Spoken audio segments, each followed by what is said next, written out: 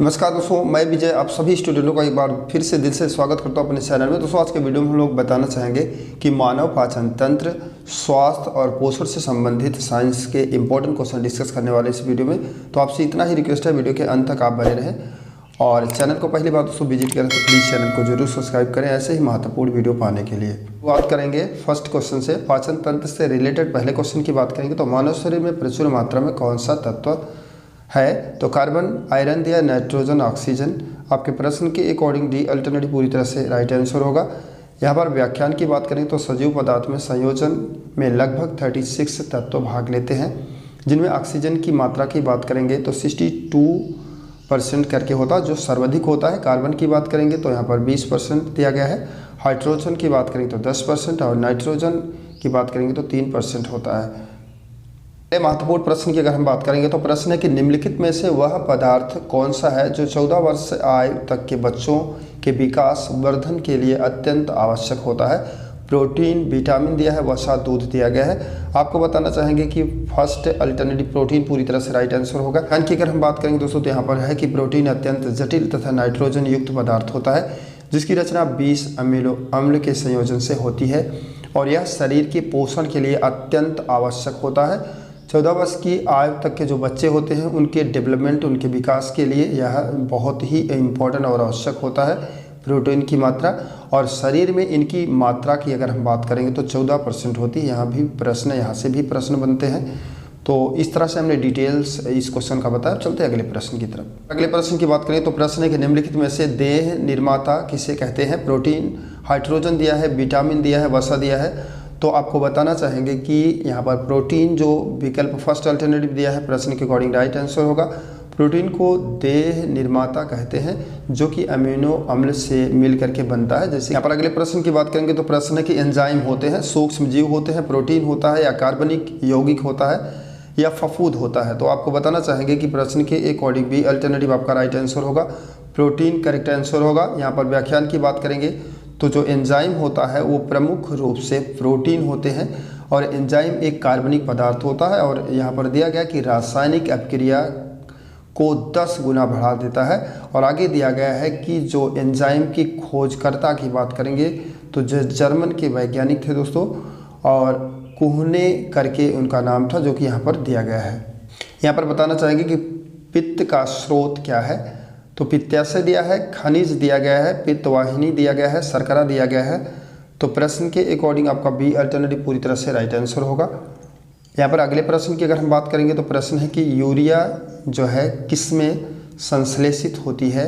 तो यकृत दिया गया है दोस्तों और फेफड़ा, लीव, यहाँ पर प्लीहा दिया गया है। इस तरह से अल्टरनेटिव आपके दिए गए हैं। प्रश्न के अकॉर्डिंग फर्स्ट अल्टरनेटिव आपका पूरी तरह से राइट आंसर होगा। अगले प्रश्न की बात करेंगे तो प्रश्न है कि यहाँ पर सब्जियां जल्दी खराब हो जाती हैं क्योंकि इनमें अधिक मात्रा में होता है, क्या होता है? तो सिंपल सा क्वेश्चन है। इसमें सब्जियों में अधिक मात्रा की बात करेंगे दोस्तों, जल की अधिक मात्रा के कारण ऐसी प्रॉब्लम्स होती है। तो सब्जियां जल्दी खराब हो जाती क्योंकि उसमें जल की मात्रा अधिक होने के कारण ऐसी प्रॉब्लम्स होती है। तो प्रश्न के अकॉर्डिंग भी आपका राइट आंसर होगा। यहाँ पर अगले प्रश्न की बात करेंगे तो खाद्यांश प्रोटीन के 2 सबसे समृद्ध ज्ञान स्रोत क्या है? कि मतलब सबसे ज़्यादा प्रोटीन कहाँ से आपको 2 चीज़ों से मिलता है? तो मांस और अंडे आपका फर्स्ट अल्टरनेटिव में दिया गया। दूसरे अल्टरनेटिव की बात करेंगे तो यहाँ पर एक्चुअली दूध होना चाहिए, थोड़ा से टाइपिंग में मिस्टेक हुआ है। दूध और सब्जियाँ दिया गया है। सोयाबीन और मूंगफली दिया गया है। आपका करेक्ट आंसर दोस्तों सी अल्टरनेटिव भी पूरी तरह से राइट आंसर होगा। और यहाँ पर बताना चाहेंगे व्याख्यान में कि सोयाबीन और मूंगफली जो प्रोटीन के सबसे अच्छे स्रोत माने जाते हैं। सोयाबीन का जो है उत्पादन के लिए मध्य प्रदेश सर्वश्रेष्ठ माना जाता है और मूंगफली की बात करेंगे दोस्तों तो उत्पादन में गुजरात आपका प्रथम स्थान पर आता है। तो इस तरह से इसके डिटेल के बारे में मैंने आपको बताया। यहाँ पर अगले प्रश्न की अगर बात करेंगे तो प्रश्न है कि निम्नलिखित में से कौन सा एक रेशेदार प्रोटीन होता है?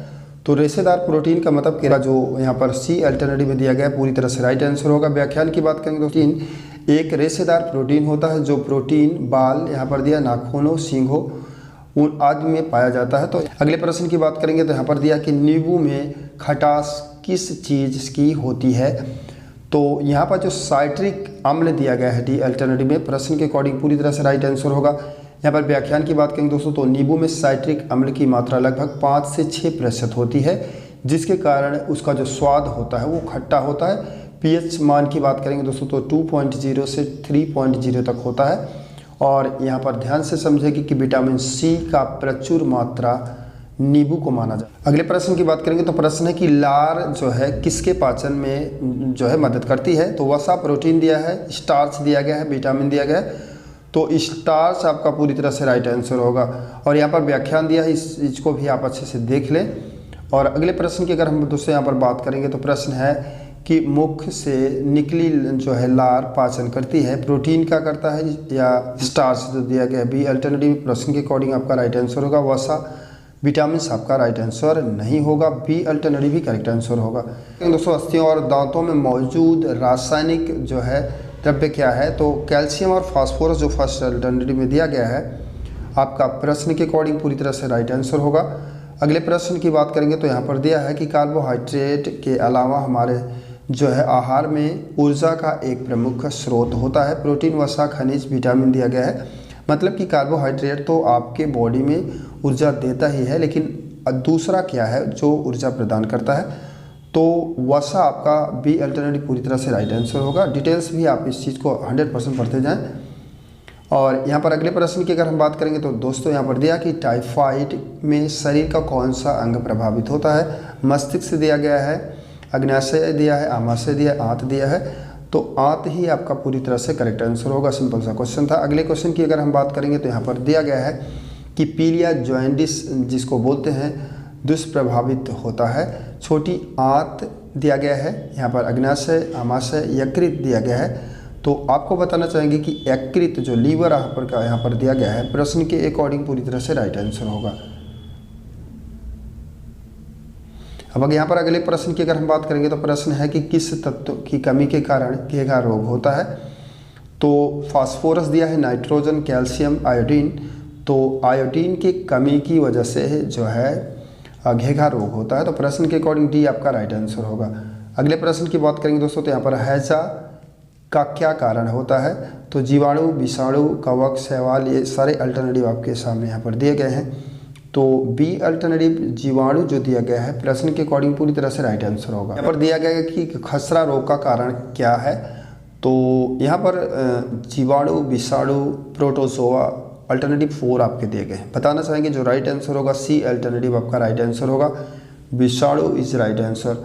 अगले क्वेश्चन की बात करेंगे दोस्तों यहाँ पर है कि दिल का दौरा किस कारण से होता है। अल्टरनेटिव आपके 4 दिए गए हैं। हृदय में रक्त आपूर्ति की कमी, हृदय में गति का जो है रुक जाना, हृदय के में जीवाणु का हमला, इस तरह से कारण से दिए गए हैं। जो सटीक आंसर आपका होगा फर्स्ट अल्टरनेटिव राइट आंसर होगा। हृदय में रक्त आपूर्ति की कमी अर्थात हृदय में पूरी तरह से ब्लड का संचार ना होना ही हार्ट अटैक या दिल का दौरा का कारण होता है। तो प्रश्न के अकॉर्डिंग फर्स्ट अल्टरनेटिव आपका राइट आंसर होगा। अगले क्वेश्चन की बात करेंगे दोस्तों तो यहाँ पर दिया है कि आँखों की दृष्टि, दूर दृष्टि की बीमारी किसके कारण होता है। तो यहाँ पर नेत्र गोलक के छोटा होने से जो फर्स्ट अल्टरनेटिव दिया गया है प्रश्न के अकॉर्डिंग पूरी तरह से राइट आंसर होगा। अगले प्रश्न की बात करेंगे तो प्रश्न यहाँ पर दिया गया है, ध्यान से समझेंगे। अगले प्रश्न की अगर हम बात करेंगे तो विटामिन शब्द किसने प्रतिपादित किया था। तो फंग जो दिया गया है सी अल्टरनेटिव में पूरी तरह से करेक्ट आंसर होगा।